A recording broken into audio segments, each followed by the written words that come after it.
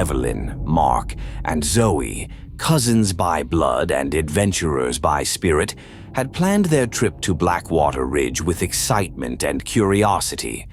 The geology of the region, filled with rare rock formations and geological wonders, was the perfect subject for their geography project.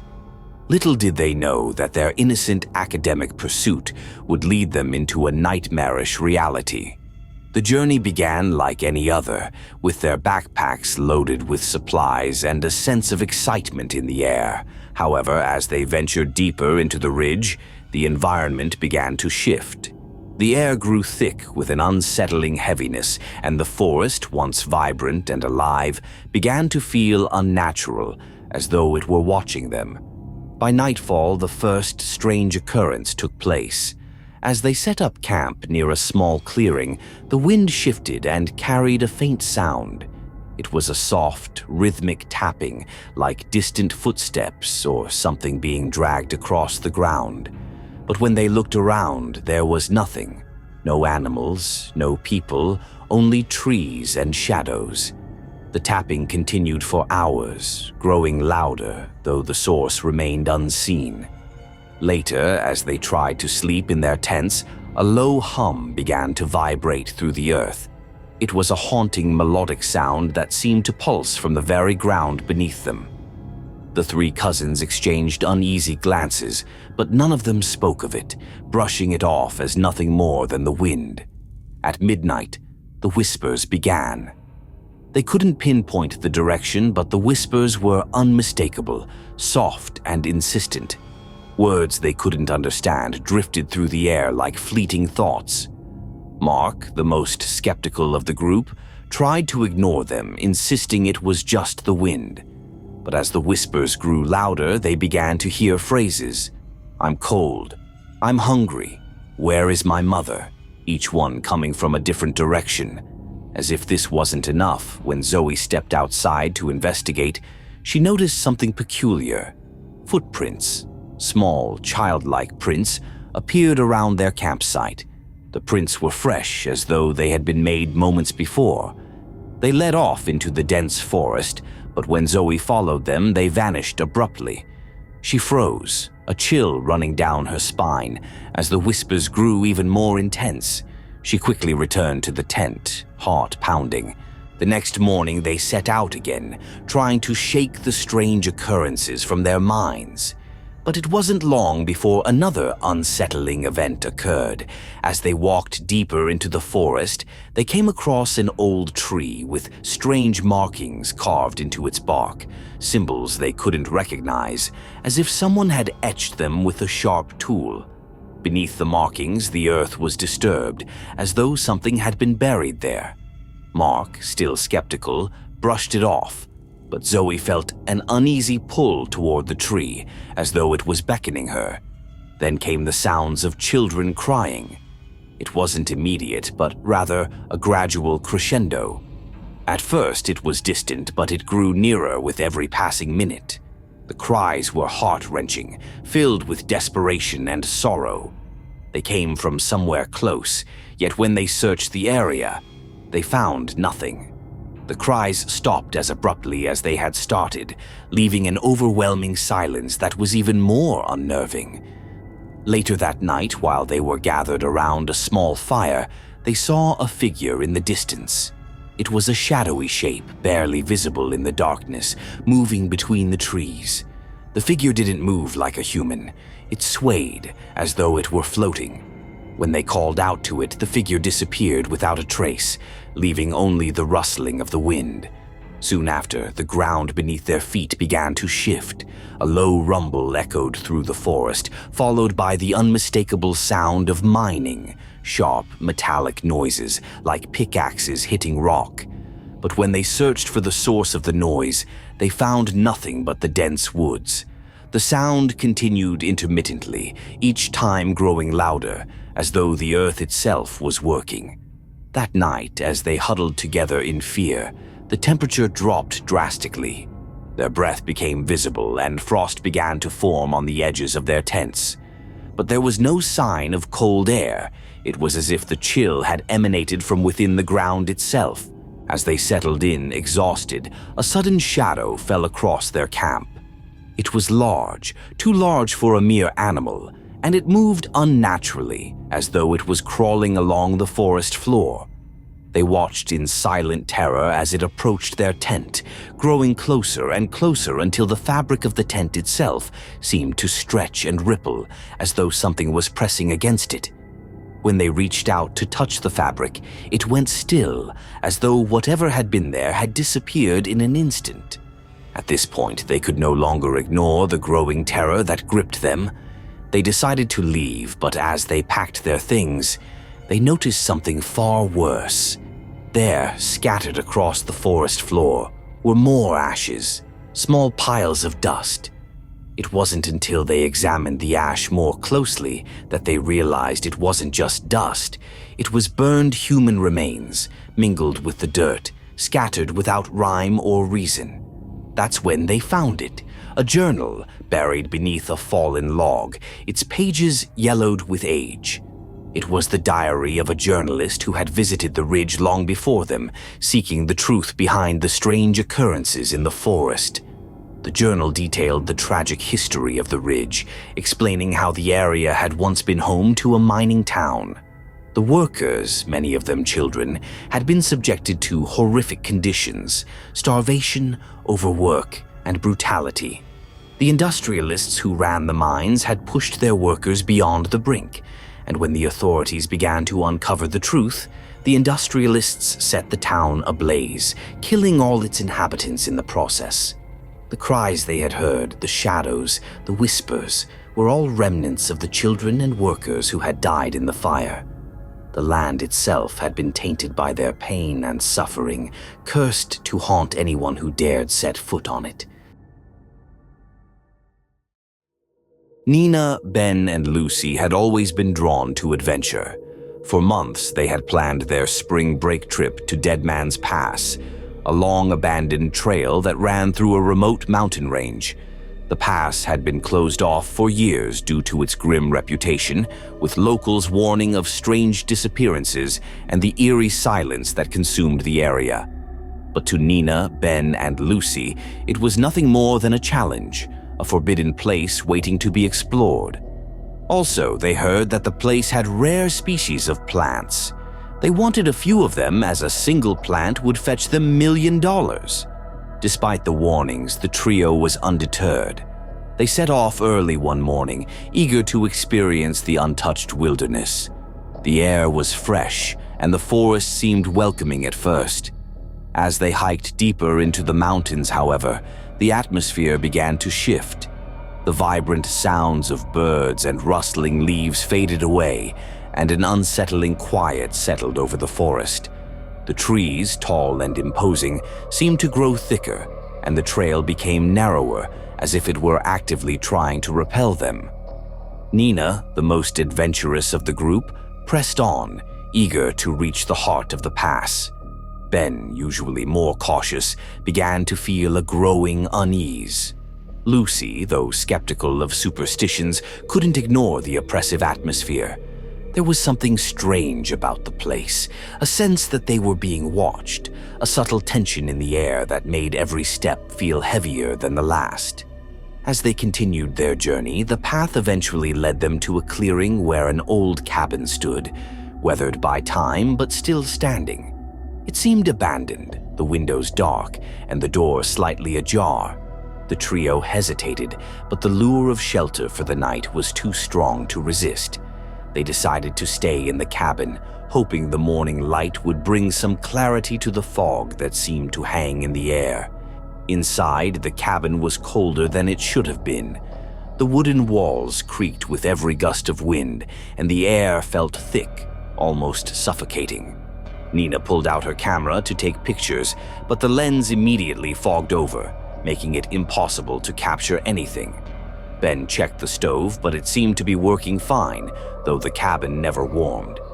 They lit a fire in the hearth, but it barely took the chill off the air. As night fell, the trio huddled together around the fire, trying to shake off the growing sense of dread. The wind outside howled, and the faintest sound of footsteps could be heard just beyond the door. When Ben went to investigate, the sound stopped abruptly. He couldn't shake the feeling that someone or something was out there, watching them. The next morning, they awoke to a strange sight. The fog had thickened overnight, and the landscape outside the cabin was completely unrecognizable. The trees, once familiar, now seemed twisted, their branches stretched unnaturally high, and the path they had walked the day before had disappeared entirely. The air was thick with an eerie stillness that made their hearts race. Lucy suggested they leave, but as they gathered their belongings, they realized something was wrong. The trail was gone. The clearing where the cabin had stood was surrounded by a thick wall of fog and dense forest, and no matter which direction they walked, they seemed to circle back to the same spot. It was as though the forest itself had shifted overnight, trapping them in a nightmare. Panic set in. Ben, normally the calm one, began to breathe heavily, his pulse racing. Nina, determined to press on, urged them to continue, but the dense fog seemed to swallow them whole, disorienting them at every turn. Every time they tried to retrace their steps, the trees seemed to close in tighter, and the ground felt like it was shifting beneath their feet. It wasn't long before they realized they were no longer alone. Figures appeared out of the mist, shadowy shapes that moved with an unnatural fluidity, their faces hidden in the haze.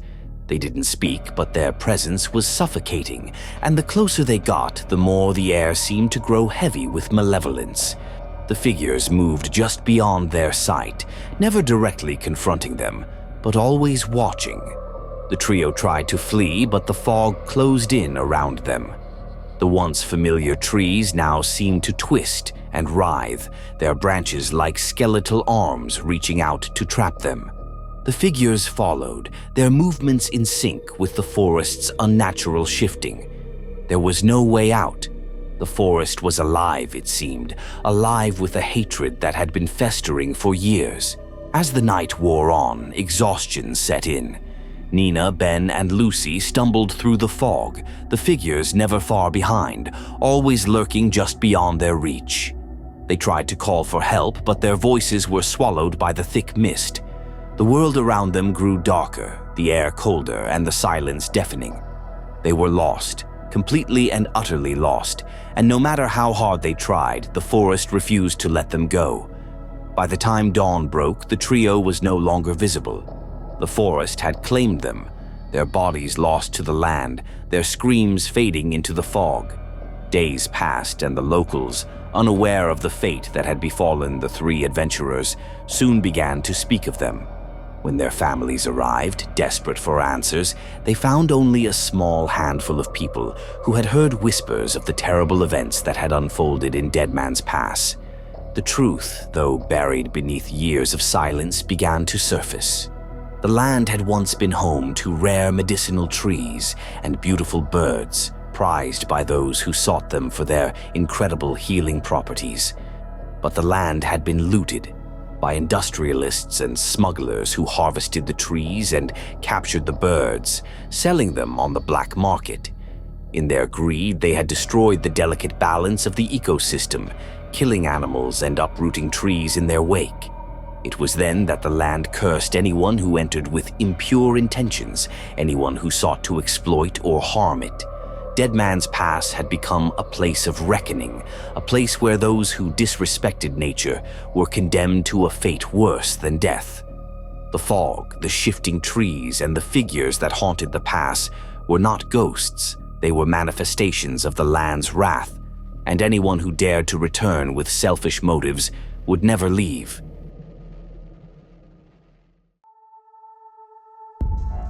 Every year, a group of college students from Greywood University would set out for an adventurous hiking trip led by their professor, Dr. William Harrow. This year, their destination was the hauntingly beautiful and isolated Green Point, a remote mountain range. The group, filled with youthful enthusiasm and curiosity, was unaware that the land they were about to traverse was steeped in a violent history.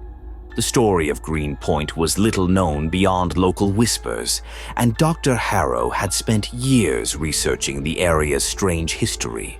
He'd heard rumors of an ancient massacre, but the details were vague. The students, skeptical of the superstitions surrounding the place, dismissed it as nothing more than a series of exaggerated stories. As they ventured deeper into the forest, they were struck by the heavy silence that surrounded them. The trees, towering and ancient, blocked out most of the sunlight, casting the forest in a perpetual twilight. There was an unsettling stillness in the air, as if the land itself was watching them. Despite this, the group pushed on, eager to explore the wilderness. The first night they camped near an old, abandoned cabin. Their unease began to grow. They heard strange sounds, the cracking of branches, faint rustling, coming from beyond the firelight. But when they investigated, nothing was there. The atmosphere felt thick with an invisible weight, as if the land itself were pressing in on them. Dr. Harrow tried to reassure his students, but even he couldn't shake the sense of growing dread. The next day, as they continued their hike, the air seemed to grow colder and the forest felt more oppressive. The once vibrant colors of the trees had shifted to a dull gray, and the path ahead seemed to vanish into an endless stretch of fog. The students felt disoriented, and the landscape seemed to shift around them, confusing their sense of direction. They were no longer sure which way they had come or where they were going.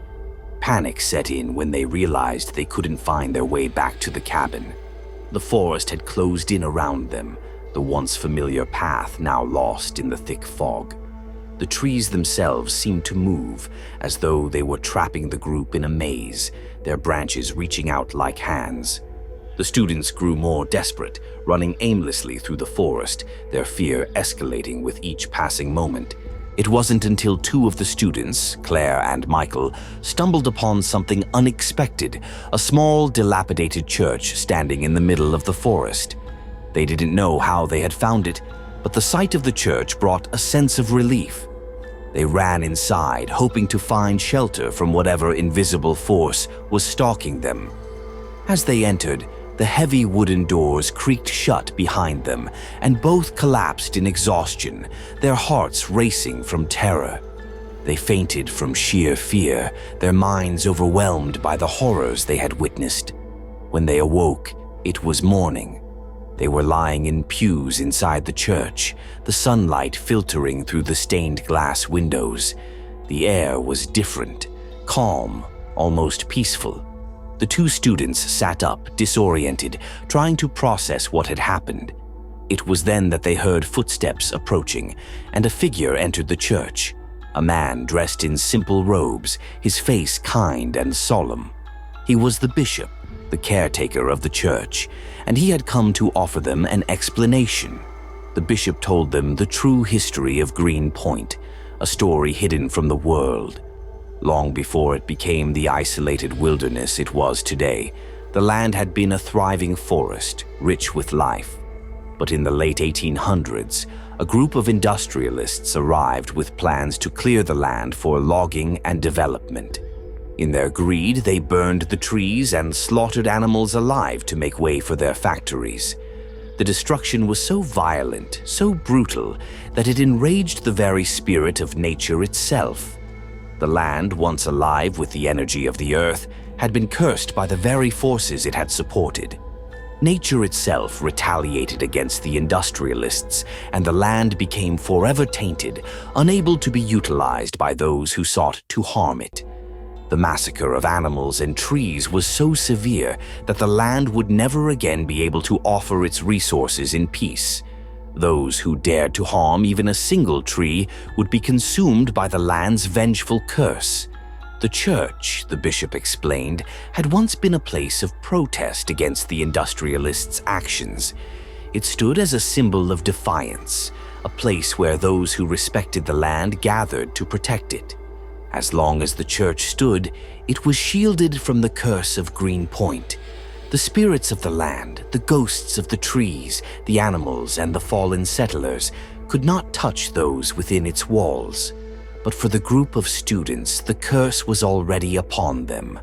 The moment they entered Green Point, they had unknowingly crossed into a place where nature's wrath had taken root. The land itself had consumed their souls, and those who wandered too far would never return. The spirits of the massacre still roamed, bound to the land, seeking new victims to add to the endless suffering of the place. As the bishop finished his tale, Claire and Michael felt a shiver run down their spines. The horror they had witnessed, the shifting forest, the sense of being trapped, it all made sense now. The curse had claimed them, and they were lucky to have found the church. They had seen the true nature of Greenpoint.